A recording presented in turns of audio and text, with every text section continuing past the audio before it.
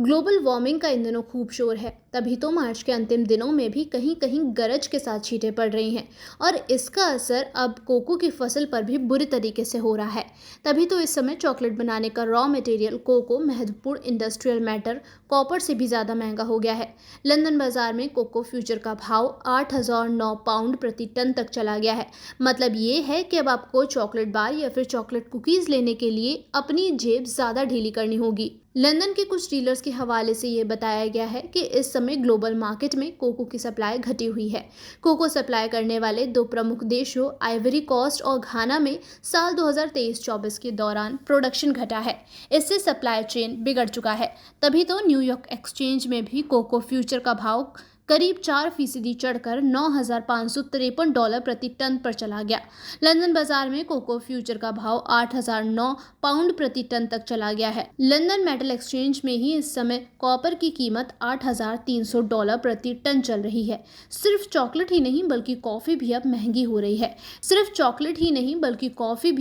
हो रही है। न्यूयॉर्क एक्सचेंज में रॉबस्टा कॉफ़ी का भाव 1.5% चढ़कर $3,468 प्रति टन पर चला गया है। ये अभी तक का उच्चतम कॉन्ट्रैक्ट रेट है। डीलर बताते हैं कि दुनिया में रॉबस्टा कॉफ़ी के सबसे बड़े उत्पादक वियतनाम में प्रोडक्शन कम होने से सप्लाई घटी हुई है। इसी के साथ ब्राज़ील में भी अभी कॉफ़ी का कम स्टॉक बचा है। वहाँ अप्रैल में इस फसल का हार्वेस्ट सीजन आता है। राहत की बात अभी ये है कि ब्राज़ील में कॉफ़ी की फसल के लिए इस समय फेवरेबल मौसम है, इसलिए बेहतर फसल की संभावना व्यक्त की जा रही है।